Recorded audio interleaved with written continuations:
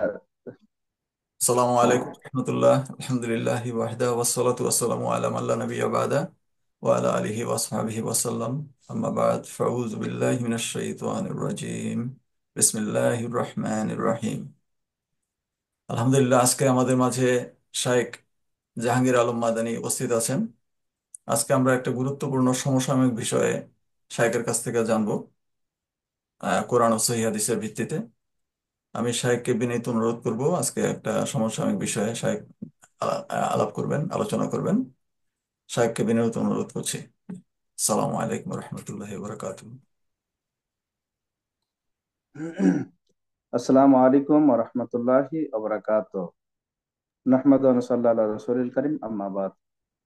সমস্ত প্রশংসা, সমস্ত তারিফ সেই মহান রব্বুল আলামিনের জন্য, যে মহান রব্বুল আলামিন আমাদেরকে সুস্থ শরীরে প্রতি সপ্তাহে নাই আজকেও আমাদের এই আলোচনা বৈঠকে আসার তৌফিক দান করেছেন, এবং অনলাইন যে প্রোগ্রাম, এখানে পারস্পরিকভাবে আমাদেরকে অংশগ্রহণ করার তৌফিক দান করেছেন। এই জন্য আল্লাহ রাব্বুল আলামিনের দরবারে শুকরিয়া আদায় করি আমরা সকলে পড়ি আলহামদুলিল্লাহ। দুরূদ ও সালাম, শান্তি বর্ষিত হোক নবী মুহাম্মদ সাল্লাল্লাহু আলাইহি সাল্লামের প্রতি। আমরা সকলে পড়ি সাল্লাল্লাহু আলাইহি ওয়াসাল্লাম। সম্মানিত দর্শক শ্রোতা, আপনারা যে যেখান থেকে আমাদের আলোচনাগুলো দেখছেন, সকলকে জানাই আন্তরিক শুভেচ্ছা, অভিনন্দন, মোবারকবাদ। আমরা আজকে যে বিষয়টি জানবো খুবই গুরুত্বপূর্ণ বিষয়। আমরা আলোচনাতে খুব একটা সময় নেব না, খুব সংক্ষিপ্ত ভাবে আলোচনা করে যাওয়ার চেষ্টা করব। একটা হচ্ছে বাংলাদেশ এর প্রসঙ্গে কিছু কথাবার্তা। তার অন্যতম আলোচনার বিষয়বস্তু হচ্ছে মসজিদ ভাঙ্গা। আমাদের যে বাংলাদেশে যে এই যে মসজিদ ভাঙ্গা ভাঙ্গি যে একটা প্রচলন শুরু হয়ে গেছে, আমরা কি বলতে পারি এর শেষ কোথায়? আমরা এতদিন শুনতাম যে বক্তাদের উপর আক্রমণ করা হয়, তো সেটা কারা করে? কিছু মূর্খ মানুষ বুঝে না, তাই বক্তাদের উপর আক্রমণ করে। কিন্তু মসজিদ কে ভাঙতে যাচ্ছে, এটাও কি মূর্খ মানুষ, নাকি এর পিছনে কেউ আছে? এটা তদন্ত করে দেখা প্রয়োজন দেশের সরকারের, দেশের যে প্রশাসন আছে তাদের।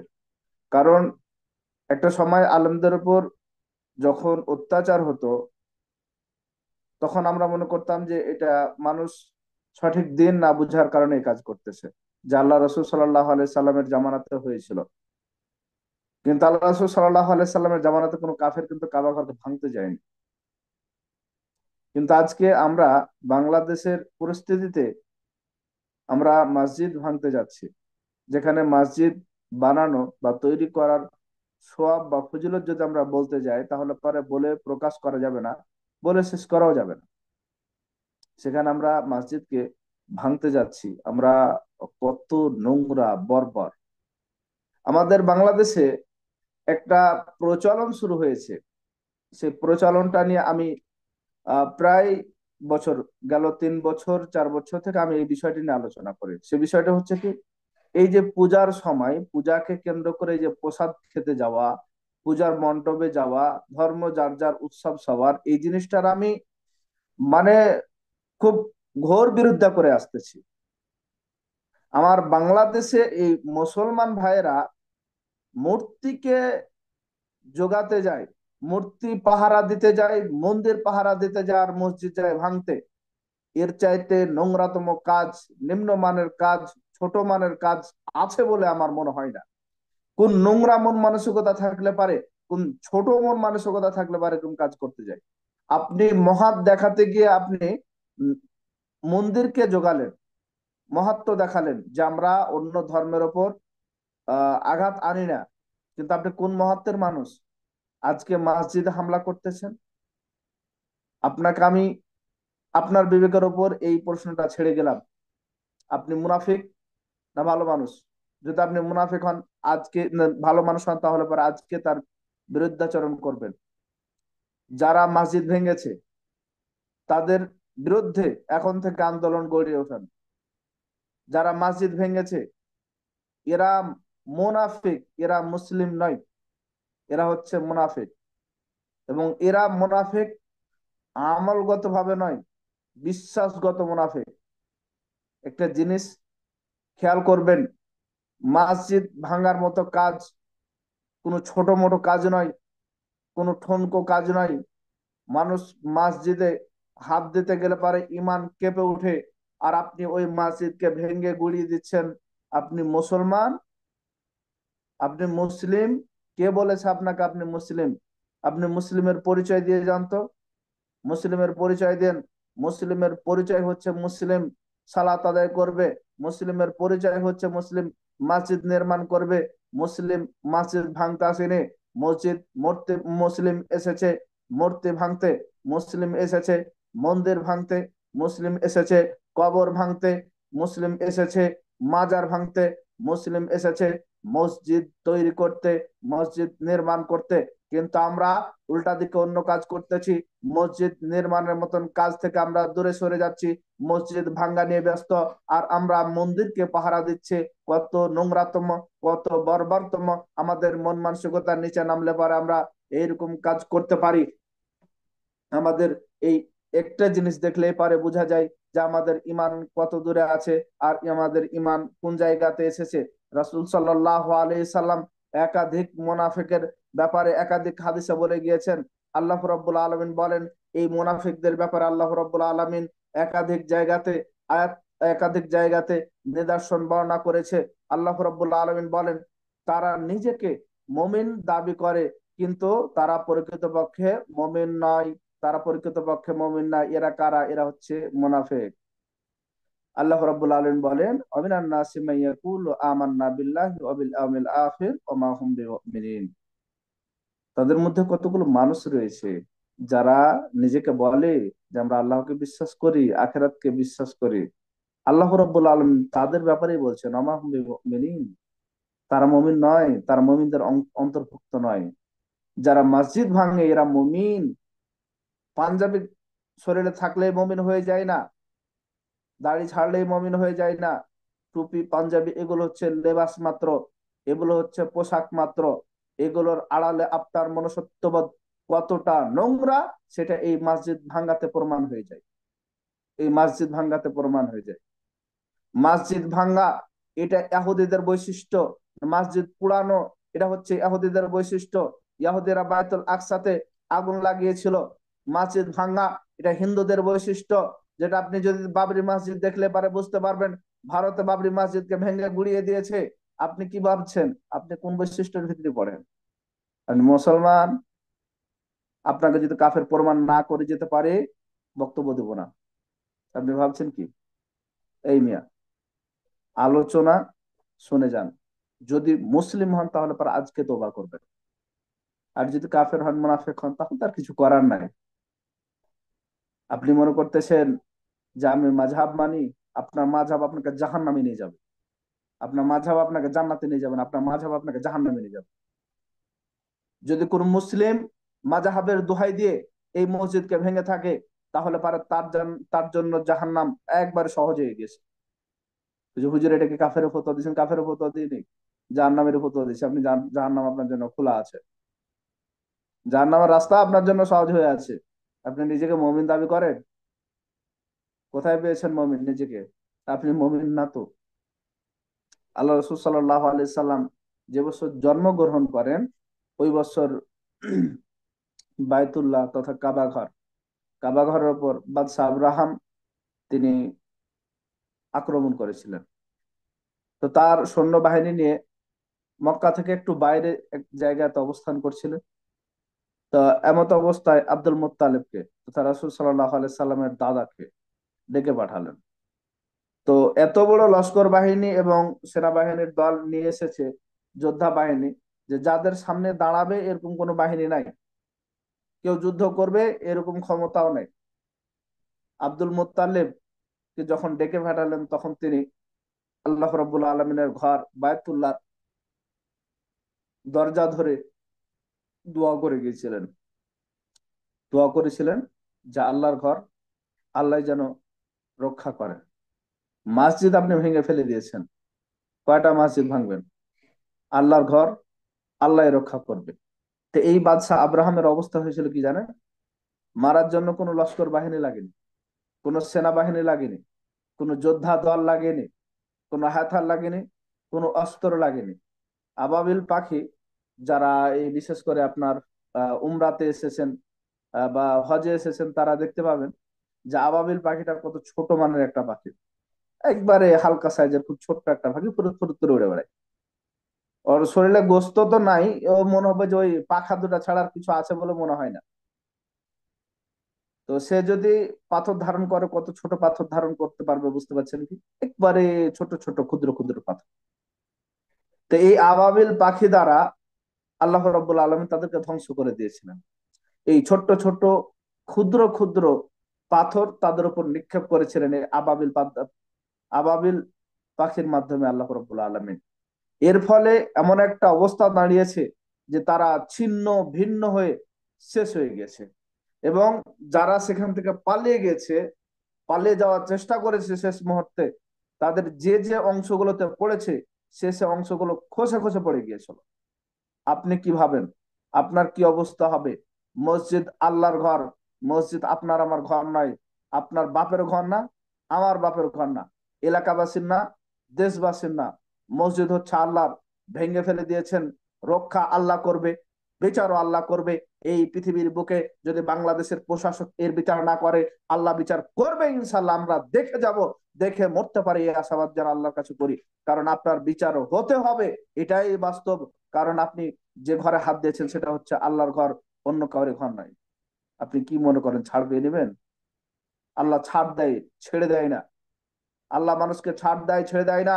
মানুষকে কিছু সময়ের জন্য সময় দিয়ে দেয়, যাও, তোমাকে ছেড়ে দিয়েছে, তুমি কত দৌড়াবে দৌড়াও, কত সামনের দিকে যাবে যাও, কত মোশন নিয়ে চলবে চলো, কত দাম্ভিকতার সহিত চলবে চলো। পৃথিবীর বুকটা হচ্ছে দাম্ভিকতার সহিত চলার জন্য। আপনি যেভাবে চলবেন চলুন না কেন, আল্লাহ রাব্বুল আলামিন যেদিন রশি ধরে টান দিবে, সেদিন আপনার কাছে আর কিছু থাকবে না। আপনি মুসলমান, নিজেকে মাযহাবী মুসলমান বলে দাবি করেন। আমি নিজেকে মাযহাবী মুসলমান বলে দাবি করি না, আমি নিজেকে মুসলিম বলে দাবি করি। আমি নিজেকে ইমানদার মুসলিম বলে দাবি করি। কই আপনি তো কোনোদিন বলেননি যে আমি মমিন মুসলিম, আমি ইমানদার মুসলিম, এ কথা কোনোদিন বলেননি। আপনি নিজেকে মাযহাবী মুসলিম বলে দাবি করেছেন। হায় দুঃখ, আপনাকে আমার ধিক্কার জানাই। কারণ কি জানেন? যে আপনি নিজেকে মাযহাবের দোহাই দেন। ভাই আপনার মাযহাবও কোনো জায়গাতে বলেনি যে মসজিদ ভাঙতে হবে, কোনো মাযহাব বলেনি। আপনি কিসের কথা বলছেন? ফাইজলামি করবার জায়গা পান না, মসজিদ ভাঙছেন। মসজিদ ভাঙ্গা নিয়ে আমাদের বাংলাদেশের সম্ভবত এক জায়গাতে আমি একটা প্রতিবেদন দেখলাম যে ওখানে আপনার তৈরি করছে, আহ কেস করছে। কেস করার মতো ভুল কাজ করবেন না। কেস করাটা মোটের আমল হচ্ছে একটা ভুল কাজ। যে কোনো মসজিদ, মাদ্রাসা, ঈদগাহা এগুলো নিয়ে কেস করবেন না। এগুলোতে যখন কেউ হানা দিবে, এগুলোর ওপর যখন কেউ চোখ দিবে, কেউ যখন নজর দিবে, তাৎক্ষণিক তার প্রতিবাদ করবেন। সরাসরি হাতে প্রতিবাদ হবে। এর সমাধান কিছুই নাই। আমার জিনিস আমার থাকবে, আল্লাহর ঘর আমাকে রক্ষা করতে হবে। আমার গ্রামে আছে, আমার গ্রামে থাকবে, অন্য কোনো জায়গাতে যাবে না। মসজিদ আমরা করেছি, আমরাই মসজিদকে রক্ষা করব, আমরাই দেখভাল করব। এখানে সরকারের কোনো হাত নাই, এখানে প্রশাসনের কোনো হাত নাই। যদি প্রশাসন হাত দিতেই চায়, তাহলে পারে তাকে সেভাবেই দিতে হবে, যথা উপযুক্ত সম্মান দিয়ে হাত দিতে হবে, অন্যথায় সম্ভব নয়। আজকে যদি আপনি ছেড়ে দেন, তাহলে পারে ইন্ডিয়ার মতো অবস্থা হবে। বাবরি মসজিদ 500 বছর পূর্বের ইতিহাস, আজকালকার ইতিহাস নয়। 500 বছর পূর্বের ইতিহাস। এই বাবরি মসজিদ, এই মসজিদকে ভেঙে গুড়িয়ে দিয়েছে।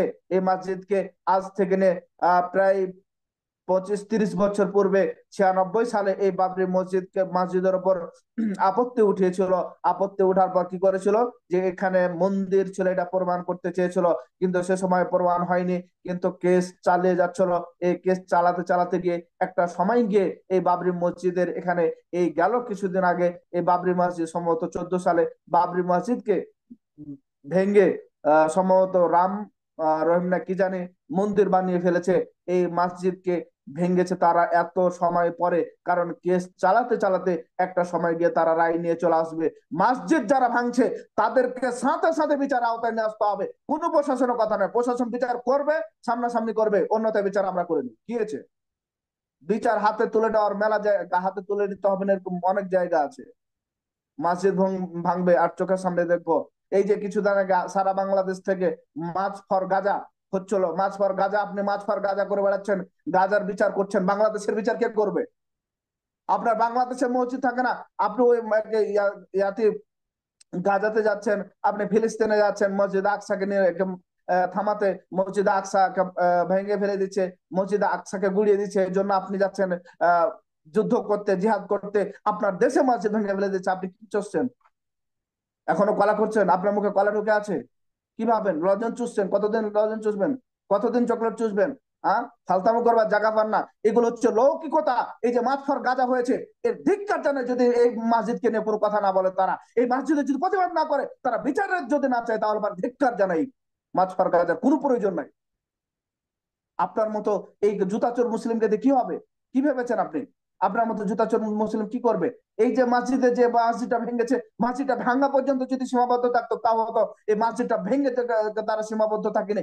এই মসজিদকে ভেঙেছে, ভাঙার পরে আবার এই মসজিদের যে সিমেন্ট গালা ছিল, এই সিমেন্ট গালাকে পুকুরে ফেলে দিয়েছে। পুকুরে ফেলার পর যদি তাও ঠিক থাকতো তাও হতো, এই কিছু কিছু সিমেন্টকে চুরি করে নিয়ে পালাচ্ছে।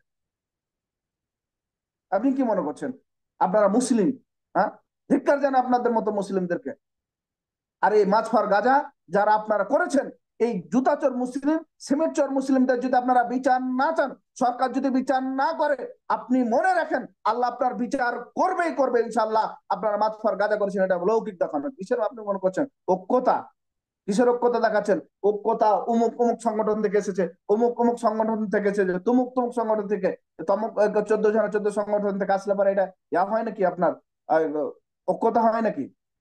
সবাই বলতেন আমরা মুসলিম এসেছি জিহাদের জন্য, আমরা মুসলিম এসেছি প্রতিবাদ জানার জন্য, আমরা যতটুকু পারছি সেখান থেকে প্রতিবাদ করছি। আল্লাহ রাব্বুল রাসূল সাল্লাল্লাহু আলাইহি সাল্লাম বলেন, মান রা মিনকুম মুনকারান ফালিয়ুগাইয়িরু বিয়াদিহি ফাইল্লাম ইস্তাতি ফাবিলিসানি ওয়াইল্লাম ইস্তাতি ফাবিকলবিহি।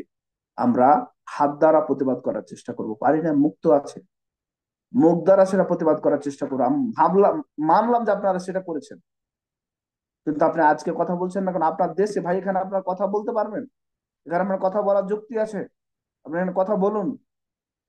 এখানে যদি আপনি কথা না বলেন, তাহলে পরে আমি 100-তে 100ই ভেবে নিব যে এটা আপনি আপনার মাহাত্ম্য দেখার জন্য গিয়েছিলেন, আপনার যে ইমেজ সাধারণ মানুষের কাছে এটা ঠিক রাখার জন্য গিয়েছিলেন।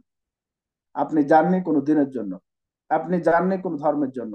যদি সেটাই যেয়ে থাকেন, তাহলে পর আজকেও আপনাকে কথা বলতে হবে। আপনি বাংলাদেশে বসে থেকে যদি ফিলিস্তিনের জন্য কথা বলতে পারেন, আপনার কথাতে ফিলিস্তিনের কোনো উপকার হবে বলে আমার মনে হয় না।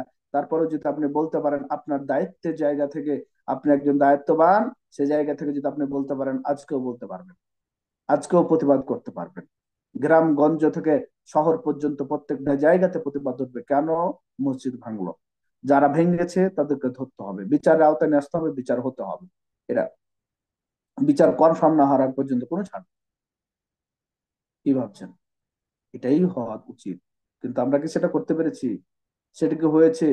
সেরকম মন মানসিকতা কি আমাদের ছিল? আমাদের আছে? আমাদের নাই ভাই।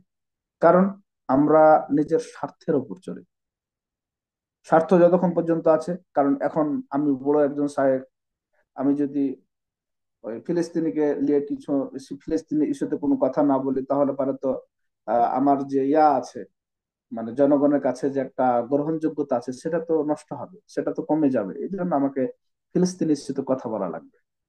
কিন্তু এখানে আহলে হাদিসদের মসজিদ, তারা তো সংখ্যা খুব কম, সংখ্যালঘু, তারা 4 কোটি মানুষ, তাদের মসজিদ ভেঙেছে, কি হবে আর কে কি বলবে, আমরা তো অনেক আছি।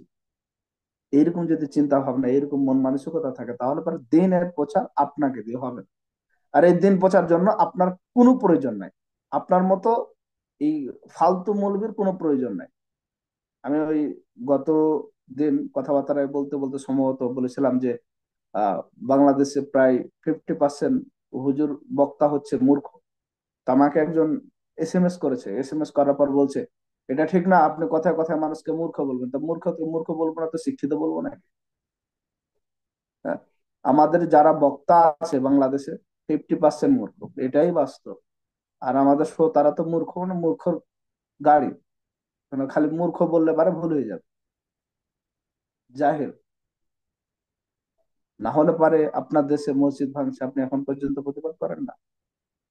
আমাদের আফসুস যে আমরা বাংলাদেশের মানুষ, আমাদের আফসোস যে আমরা এমন একটা জায়গাতে বসবাস করি যে আমরা আমাদের সাংগঠনিক ভাবে আমরা মানে আপনার কন্দল পাকিয়ে সাংগঠনিক ভাবে মানুষের সাথে একটা সূত্রতার জের ধরে আমরা কি করতে পারি, মসজিদের মতো ঘরকে ভাঙতে পারি, আল্লাহ রব্বুল আলমিনের ঘরকে ভাঙতে পারি।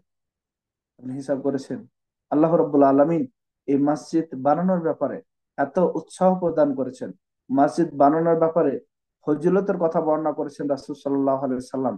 তারপরও আমরা সেই দিক না বানিয়ে আমরা ভাঙ্গার চেষ্টা করছি। রাসূল সাল্লাল্লাহু আলাইহি সাল্লাম বলেন, মান বানা লিল্লাহি মসজিদান বানাল্লাহু লাহু বাইতান ফিল জান্নাহ। যে ব্যক্তি একটা মসজিদ নির্মাণ করলো, আল্লাহ রাব্বুল আলামিন তার জন্য জান্নাতের ভিতরে একটা ঘর নির্মাণ করবে। আপনি খেয়াল করেছেন? সুবহানাল্লাহ। বলা যায় যে এর চাইতে আর ফজিলত কি আছে? জান্নাত তো আপনার জন্য বরাদ্দ থাকবে, জান্নাতের ভিতরে আবার আলাদা আপনার জন্য এক্সট্রা একটা রুম রাখা হবে। আপনি বুঝতে পারছেন? জান্নাতে যদি এত সুন্দর হয়, জান্নাতের বর্ণনা যেভাবে এসেছে, কোনোদিন সময় হলে দিব, জান্নাতের বর্ণনাগুলো যেভাবে এসেছে, এই এই জান্নাতের বর্ণনা যদি আমরা লক্ষ্য করতে যাই, তাহলে পর আমরা প্রকাশ করতে পারবো না যে জান্নাত কত সুন্দর জায়গা, জান্নাত কত মধুময়, জান্নাত কত মিষ্টিতম জায়গা। আমরা সেটা বলে প্রকাশ করতে পারবো না। তো এর ভিতরে যে ঘরটা তৈরি করবো, আপনি কি মনে করছেন? এই ঘরটা মনে করছেন আপনার বাড়ির ঘর নাকি? হ্যাঁ, আপনার গ্রামের বাড়ি মনে হয়? ভাই, এটা নেওয়ার জন্য আপনার যোগ্যতা অভিজ্ঞতা থাকা লাগবে, যোগ্যতা থাকা লাগবে, আপনাকে ইবাদত করতে হবে। যাই হোক, তা আমরা বলছিলাম যে যে ব্যক্তি মসজিদ নির্মাণ করবে, আল্লাহ রাব্বুল আলামিন তার জন্য জান্নাতের মধ্যে একটা ঘর নির্মাণ করে দিবেন। আল্লাহ রাব্বুল আলামিন বলেন, ইন্নামা ইয়ামুরু মাসাজিদাল্লাহি মান আমানা বিল্লাহি ওয়াল ইয়াউমিল আখির। মসজিদ নির্মাণ করবে কারা? যারা আল্লাহর প্রতি বিশ্বাস করে, যারা বিশ্বাস করে কিয়ামত দিবসের প্রতি, যারা সালাত প্রতিষ্ঠা করে, ওয়া আকামাস সালাহ ওয়া আতাজ যাকাত, যারা যাকাত প্রদান করে। আপনি মনে করেন আপনার মতো মূর্খ যে আপনি ওই মসজিদ ভেঙে চলে গেলেন? এটা তো মূর্খামি। আর বাংলাদেশে যদি এই এখন নামাজের কথা বলতে যায়, তাহলে পারে তো কঠিন একটা অবস্থা চলে আসবে, পরিস্থিতি তৈরি হয়ে যাবে। তো ওইদিকে যাচ্ছি না। তো এই যে মসজিদ ভেঙেছেন, মসজিদ তৈরি করাই আপনার কাজ না, ভাঙলেন কেন রে ভাই? মসজিদ ভাঙার বিধান জানেন? এটা না যায় যে একটা কাজ, হারাম একটা কাজ। আপনি মসজিদ ভাঙলেন কেন? আপনি তো হারামের ভিতরে পতিত হয়েছেন। আপনি যদি নিজেকে মুসলিম বলে দাবিও করেন, আপনি খাঁটি মুসলিম হন, তাও আপনি হারাম কাজ করেছেন। মসজিদ, আল্লামা বিন বাজ রহমুল্লাহ তিনি বলেন যে প্রয়োজন ছাড়া কেউ মসজিদ ভাঙতে পারবে না। প্রয়োজন বলতে কি? এই মসজিদটা অনেক পুরানা হয়ে গেছে, দেওয়াল গালা নষ্ট হয়ে গেছে, প্রয়োজন এটাকে ভেঙে আরেকটা নতুন করে তৈরি করা। সেখানে সেটা কি করতে পারবে? মসজিদটা ভাঙতে পারবে। এর বাইরে মসজিদ ভাঙার আপনার কোনো অনুমতি নাই, কোনো অধিকারও নাই। আল্লামা শেখ সালেহ আল হুসাইন রহমুল্লাহ তিনি একই বর্ণনা করেন, তিনি একই কথা বলেন, প্রয়োজনের বাইরে কেউ কোনো মসজিদ ভাঙতে পারবে না। তাও আপনি চাইলে যে ভাঙবেন সেটা নয়, আপনাকে হয় রাষ্ট্রপ্রধানের কাছ থেকে অনুমতি নিয়ে আসতে হবে, অন্যথায় আপনার এলাকাতে যারা রয়েছে, যারা এই মসজিদের দায়িত্ব মেনটেন করে, তাদের অনুমতি ক্রমে যে প্রয়োজন সেখানটুকু মসজিদ ভাঙতে পারবেন। যদি প্রয়োজন না থাকে, তাহলে পর আপনাকে অনুমতি কেন, সরকার কেন, আর কেউ অনুমতি দিলে ভাঙতে পারবেন না। ভাঙার আপনার কোনো নিয়ম নাই। আচ্ছা, আছে, আপনার মাথা ভাঙলো, আপনার মাথা ভাঙছে কেন? ও, এখানে একটা বড় একটা বিষয়, যে আমরা এই যে মসজিদ ভেঙেছি, এটা কি সত্য যে আহলুল হাদিস আর হানাফিকে কেন্দ্র করে? যদি তাই হয়, তাহলে পর আমি বলি যে আমি প্রায় বক্তব্যতে বলে থাকি যে আমি নিজেকে আহলুল হাদিস বলে দাবি করি, আমি নিজেকে হানাফি বলেও দাবি করি। ভাই, আপনি কি অন্তর থেকে আপনি নিজেকে আহলুল হাদিস বলে দাবি করতে পারবেন? পারবেন না। আপনি যদি নিজেকে আহলুল হাদিস বলে দাবি না করতে পারেন, আপনি নিজেকে হানাফি বলেও দাবি করতে পারবেন না। কারণ কি জানেন? এই হানাফি যারা মূল হানাফি, এরাও আহলে হাদিস। যারা মূল হানাফি তারাই হাম্বলি, যারা মূল হানাফি তারা আপনার ওই শাফি, যারা মূল হানাফি তারাই হচ্ছে মালিকি। এই জন্য আপনাকে বলি যে আপনি আসলে মূলত নিজেকে হানাফি বলে দাবি করেন না। যদি আপনি নিজেকে হানাফি বলে দাবি করে থাকেন, তাহলে পারে আপনার মন মানসিকতা এত ঠুনকো হবে না, এত ছোট হবে না, এত ছোট মন মানসিকতা হবে না। এই জন্য আমাদেরকে হানাফি আল হাদিস বিভেদ সাইডে রেখে আমাদেরকে মসজিদ নির্মাণ করতে হবে, ইবাদত করতে হবে।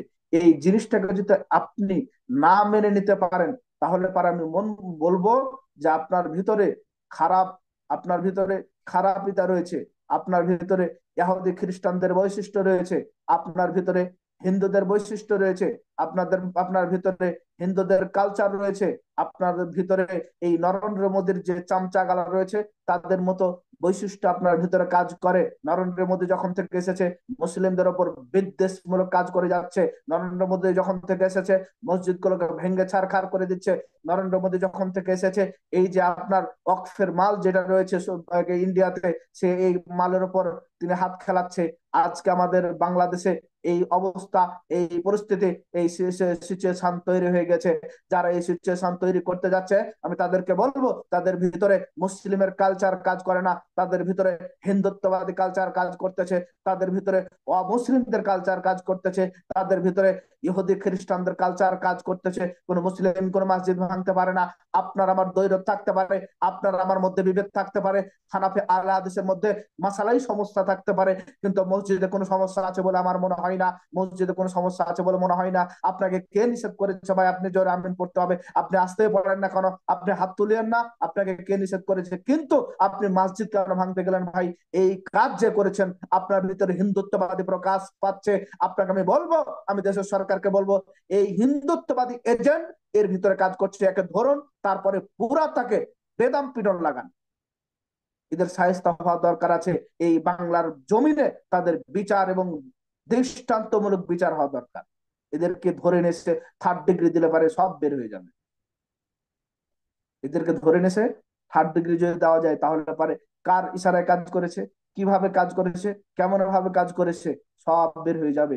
এই জন্য আমি সর্বপ্রথম অনুরোধ জানাবো যে এদের বিচার হওয়া খুবই জরুরি, এবং এই বিচার হতে হবে আমাদের বাংলাদেশে এবং বাংলার জমিনে খুবই তাড়াতাড়ি। কারণ যখন একটা সময় আসে, সিচুয়েশন আসে, তখন পর্যন্ত আমাদের সে কথাগুলো মনে থাকে, এবং এই সময়টা যখন পার হয়ে যায় তখন আমাদের আর এগুলো মনে থাকে না। আজকে লুৎফর রহমান ফরাজি, তারপরে আবরার হোসেন, তারপরে আরো যারা আমাদের ওই যে যে সমস্ত শায়েখেরা রয়েছেন মাসফর গাজার ভিতরে ছিলেন, আজহারি সাহেব, আমি প্রত্যেককে অনুরোধ করব যে আপনারা এর প্রতিবাদ গড়ে তুলুন। কারণ আপনি এই 2 দিন আগে মাসফর গাজা করলেন, আর আজকে যদি আপনার বাংলাদেশে মসজিদের উপর হামলা করা হয়েছে তার প্রতিবাদ না করেন, তাহলে পারে বুঝতে হবে আপনার ইমানের ভিতরে ঘাটতি আছে।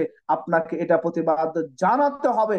এটা হচ্ছে আপনার ইমানি দায়িত্ব, আপনার নৈতিক দায়িত্ব। আপনি বাংলাদেশের একজন নাগরিক হিসাবে এটা হচ্ছে আপনার দায়িত্ব।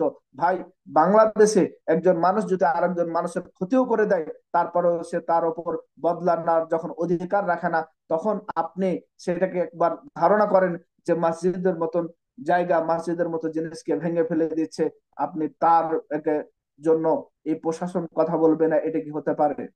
আসুন আমরা মুসলিমদের বৈশিষ্ট্য সম্পর্কে একটু জেনে নিই। আল্লাহ রসুল সাল্লাহ সাল্লামের জামানাতে একটা সময় এসেছিল যে কিছু অমুসলিমেরা এসেছিল। তো তারা আসার পরে তাদেরকে মসজিদের কিছু জায়গা ছেড়ে দেওয়া হয়েছিল, যে এই জায়গাটুকু তোমরা এইদিকে ইবাদত করো। এটা দেওয়া হয়েছিল কিসের জন্য? আমাদের মুসলিমদের সহানুভূতির জন্য। যখন মুসলিমেরা কোনো গোত্রের ওপর অ্যাটাক করতো, কোনো গোত্রের সাথে যুদ্ধ করত, তখন তারা কখনো ছোট বাচ্চাদেরকে মারতো না। মুসলিমেরা যখন যুদ্ধ করত, তারা কখনো মহিলাদের উপর নির্যাতন করত। আপনি কোনোদিন প্রমাণ পাবেন না যে কোনো ইহুদি বা খ্রিস্টানদের আপনার ইয়াকে, এই ইবাদত খানাকে আল্লাহ রাসূলের জামানাতে ভেঙে গুড়িয়ে দেওয়া হয়েছিল। তো কোন মুসলিম যদি অমুসলিমদের এই জিনিসগুলোকে ভাঙতে না পারে, এগুলোর উপর আক্রমণ না করে থাকে, আপনি কোন বৈশিষ্ট্য পেলেন ভাই? কার থেকে আপনি শিখেছেন? যদি অনুসরণ করতে হয়, রাসূল সাল্লাল্লাহু আলাইহি সাল্লামের অনুসরণ করতে হবে। আতিউল্লাহ আতিউর রাসূল, তোমরা আল্লাহর আনুগত্য করো, রাসূলের আনুগত্য করো। মানে আল্লাহ যে বিধান দিয়েছে সেটাকে মান্য করো, রাসূল সাল্লাল্লাহু আলাইহি সাল্লাম যে তরিকা দিয়েছে সেটাকে তোমরা ফলো করো। তাই আমরা রাসূল সাল্লাল্লাহু আলাইহি সাল্লামের তরিকাকে ফলো করলাম না, তা রাসূল সাল্লাল্লাহু আলাইহি সাল্লামের জামানাতে এটা ইহুদিদের সাথে হয়নি, খ্রিস্টানদের সাথে হয়নি। আজকে এসে এই কাজ মুসলিমদের সাথে হচ্ছে। আপনি করছেন, আমি করছি, আপনার ভাই করছে, আমার ভাই করছে, আপনার প্রতিবেশী করছে। আপনি বলুন তো এই শিক্ষাটা কার থেকে নিয়েছে? আপনি কি বলতে পারেন আদৌ এটা রাসূল সাল্লাল্লাহু আলাইহি সাল্লামের শিক্ষা, কোন সাহাবাদের শিক্ষা, কোন ওলামা একরামদের শিক্ষা, কোন মাযহাবের শিক্ষা, ইমাম আবু হানিফার শিক্ষা, আহমদ বিন হাম্বলের শিক্ষা, সাহাফির শিক্ষা, ইমাম বুখারীর শিক্ষা, ইমাম আবু দাউদ রাহিমাহুল্লাহর শিক্ষা, ইবনে মাজাহ রাহিমাহুল্লাহর শিক্ষা? কার শিক্ষা আপনি পেলেন কোথা থেকে? আসুন আমাদের বাংলাদেশে এখন আল্লামা আহমদ শফি রাহিমাহুল্লাহ তিনি মৃত্যুবরণ করেছেন। উনি কখনো আপনাকে বলেছেন নাকি যে মসজিদে হামলা করতে হবে? মামুনুল হক বেঁচে আছে, উনি কখনো বলেছেন নাকি? মামুনুল হক এর বাবা বিশাল শায়েখ ছিলেন, তিনি মৃত্যুবরণ করেছেন, তিনি বলেছেন নাকি? ভাই আপনি কোথা থেকে শিক্ষা পেলেন? শিক্ষা এটা কোনো মুসলিমের শিক্ষা না, এটা হচ্ছে কি ইহুদিদের শিক্ষা, এটা হচ্ছে হিন্দুত্ববাদীদের শিক্ষা, এটা হচ্ছে আপনার অমুসলিম কালচারের শিক্ষা। এর জন্য আমি প্রত্যেকটি মুসলিমকে বলবো, আপনি আপনার জায়গা থেকে আপনি দিনের ভালো কাজগুলো করুন এবং এই অপকালচারকে প্রত্যাখ্যান করুন। এবং যারা এই অপকালচারের প্রকাশ ঘটাচ্ছে, এরা দিনের দিন আজকে যদি তাদের বিচার না হয়, তাহলে পারে এরা দিনের দিন তাদের পাখা গজাবে, তারা আরো বড় বড় কাজ করতে থাকবে। এই জন্য এদেরকে এখনই বিচার আওতায় নিয়ে আসতে হবে এবং এদের বিচার কনফার্ম করতে হবে। এদের বিচার জাতির সামনে হতে হবে এবং দৃষ্টান্তমূলক হতে হবে। এদের দেখে যেন মানুষ শিক্ষা নেয়। ওই যে আপনার আহ জেনা ব্যভিচারের আপনার বিচার কেন দোররা জানেন? জেনা ব্যভিচারের দোররা শুধুমাত্র না, ইয়া আপনার রজম, এটা কেন? তার কারণ হচ্ছে যে আপনার যাতে করে মানুষ সেখান থেকে দেখে শিক্ষা নেয়। শুধুমাত্র যে শাস্তি সেটাই যেন না হয়, তার যেন মানুষের কাছে একটা লজ্জা আছে, সে কাজটা করতে যেন পাঁচবার ভয় পায়।